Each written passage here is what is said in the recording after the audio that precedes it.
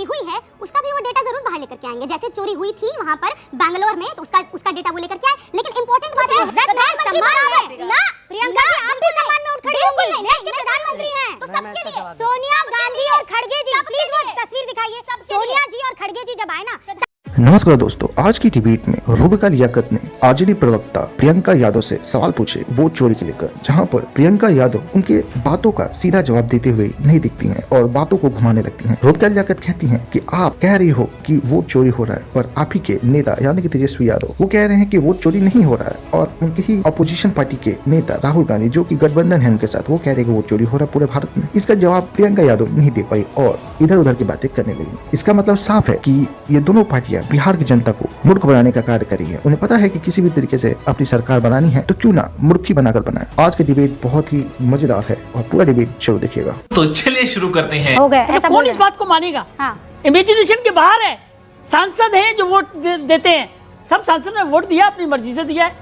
राहुल गांधी ने कहा कि अंतरात्मा से आप वोट डालिए, तो उनकी पार्टी के कुछ लोगों ने अगर हमारे उसको दे दिया कैंडिडेट को, तो क्या बुरा कर दिया? विफ तो लागू होती नहीं। लेकिन इससे गंभीर बात यह है, पेगासस, हिंडनबर्ग, राफेल, प्रधानमंत्री चोर, मतलब कितने मुद्दे इन्होंने आरोप लगाए भाग गए, आरोप लगाए भाग गए, आरोप लगाए भाग गए। एलओपी का मुद्दा छोड़ दिया आपने। मैंने खुद देखा है बूथ लूटते हुए, लेकिन आजकल तौर तरीका बदल गया क्या? बूथ लूटने का तौर तरीका बदल गया क्या? अगर कोई शंका जाहिर करता है, अगर ये विश्वास होता है इलेक्शन कमीशन को, मैं समझता हूँ ये हंसने वाली बात नहीं है। राधा कृष्णन जी ने बहुत बड़ी गलती की। वो तमिलनाडु से एक ओबीसी है, इसलिए उनको चोर बोला जा रहा है। इन्होंने तो रेड्डी जी का कैंडिडेचर दिया, हमने एक ओबीसी का कैंडिडेचर दिया। हम आदिवासी को, महिला को राष्ट्रपति बनाए, हम ओबीसी समाज के व्यक्ति को प्रधानमंत्री बनाए। प्रियंका मेरी बड़ी बहन, मेरी छोटी बहन है, सॉरी, प्रियंका जी ने बोला कि ओबीसी प्रधानमंत्री को सम्मान मिल गया, पर आम्बेडकर जी को पैरों तले रखा तब इनको नहीं खटका। ये बड़ी अच्छी बात कही है। तब इनको नहीं खटका जब लालू जी ने आम्बेडकर जी को पैरों तले रखा, पर उनको ये खटक गया कि एक ओबीसी समाज से आने वाला चाय वाले का जो पृष्ठभूमि है उसको सम्मान कैसे मिल गया। और यहाँ तक बात होती तो ठीक होता, पर बिहार देखिए प्रियंका जी आप लगातार बीच में डिस्टर्ब कर रही है। रूबिका जी आप सुनेंगे प्रियंका जी। देखिए एक सेकंड, आप राधा कृष्णन जी ओबीसी समाज से गाली दो, प्रधानमंत्री ओबीसी समाज से गाली दो, भाई आपने बिहार को बीड़ी।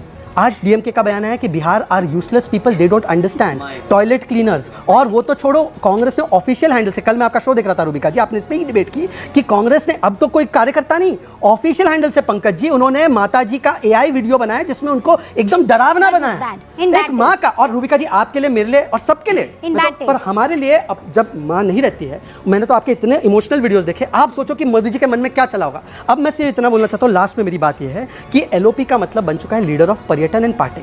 26/11 के बाद हमारे भाई पार्टी में, फ्लड आए तो हमारा भाई पार्टी में, मनमोहन सिंह जी गुजर गए, हमारा भाई पार्टी में, कहीं बैंकॉक में चले गए, पार्लियामेंट सेशन है तो हमारा भाई पार्टी में। मजा आया। यहां तक कि एक मैं तेजस्वी जी को क्रेडिट दूंगा, तेजस्वी जी मेहनत करते हैं। एक बार तेजस्वी ने बोला इसको राहुल गांधी को हम पीएम के रूप में दे देते हैं आगे, परंतु राहुल जी ने एक भी बार नहीं बोला कि बिहार का एलओपी चीफ मिनिस्टर बने। ये इतना बड़ा अपमान, वाई तेरा तो गेम बचाना। इसकी पुष्टि कर रही है। आप नहीं है, आप नहीं हैं, ये कह रहे हैं। ये मैंने नहीं बोला भाई, मैं ये कह रहा हूं। भाजपा वाले अपने बाप के नहीं होते। अब मोदी जी भाजपा से एक सेकंड, तो कैसे आप कह सकते हैं? कैसे आप कह सकते हैं अपने बाप के नहीं? चलो अब मैं अपना बात, ये तो मैंने आपका दिखा दिया कि आप कैसे मोदी जी को अपमानित कर रहे हैं। मुझे समझ नहीं आता कैसे वो आपको प्रवक्ता बनाए। अच्छा अरे छोड़ दीजिए भाई, मुझे तो बताना नहीं है कि क्या क्या आपने राहुल गांधी की दादी माँ के बारे में क्या बोला था।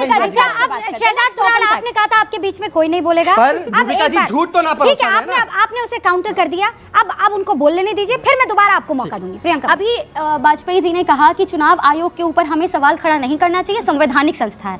मोदी जी 2002 में दर्जनों से ऊपर वो पब्लिक मीटिंग्स किए और जाके पता है क्या क्या बोलते थे?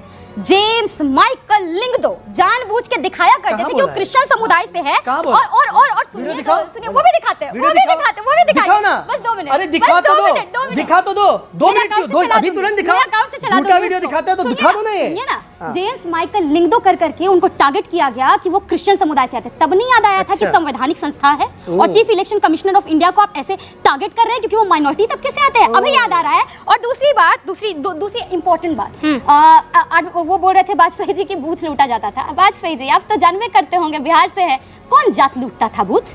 किसका बूथ लूटा जाता था? दलित तबके को कौन वोट नहीं देने कौन है ये लोग?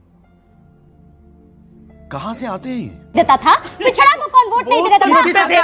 बूथ लूटते थे कि नहीं? अरे यार आप लोग लूटते थे ना? आप लुटवाते थे ना? कौन लूटता था? आप लुटवाते थे ना? कांग्रेस ने लूटे, आरजेडी ने लूटे, आप लोग लुटवाते थे। सबको मालूम है। कभी भी रूबिका क्या जी डिबेट कर रहे बिहार हो में उसमें? दलित वंचित पीड़ित तबके को वोट नहीं देने दिया जाता खाओ माँ कसम।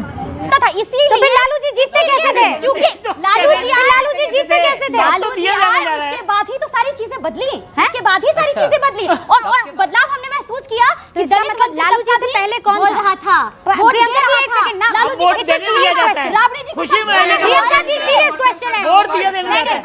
हाँ बिल्कुल ठीक बोल रही है। वोट अब दिया जाने देता है कि नहीं दिया जाने देता? अब तो वोट डालते हैं ना? नहीं, लेकिन अभी आप कह रहे हैं कि अगर पासवान अभी आप ये कह रहे हैं कि नीतीश और लालू नहीं रहते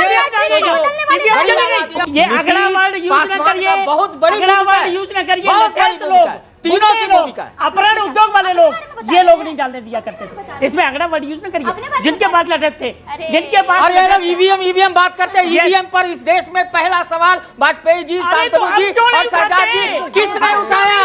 किसने उठाया? किसने उठाया? ईवीएम पर पहला सवाल जीवीएल नरसिम्हा राव नाम के आदमी और अडवाणी जी के फॉरवर्ड के साथ उठाया गया। अरविंद जी नहीं, कौन उठाया पहले ईवीएम पर सवाल? किसने उठाया? सतीश केसरी साहब, चीखिए मत। नहीं, आप भाई आराम से भी बात हो सकती है ना। सतीश जी, आपने कहा अगड़े आपने अगड़े वर्सेस पिछड़ा पूरा मामला कर दिया, लेकिन उससे पहले ईवीएम पर शांतनु, फिर मैं आपको। देखिए सतीश जी ने बहुत अच्छा प्रश्न उठाया कि ईवीएम पे पहला जो प्रश्न उठाया और जो पहली प्रेस कॉन्फ्रेंस करी वो करी जीवीएल नरसिम्हा ने करी और लालकृष्ण आडवाणी ने करी। लेकिन किताब लिखी, वो किताब लिखी, लेकिन वो उसको अंत तक ले गए। उनका क्या था कि